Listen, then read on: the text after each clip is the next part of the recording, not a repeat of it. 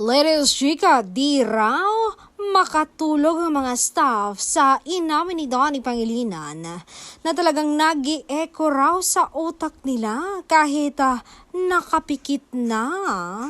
Ito ang chika, habang nagkukwento raw ang matinee idol sa kanila, ay nadulas raw ang gwapong aktor. Sabi niya, nung single naman ako, hindi ko talaga feel na magka-GF. Pero nung nakilala ko si Belle, iba ang tama ko sa kanya.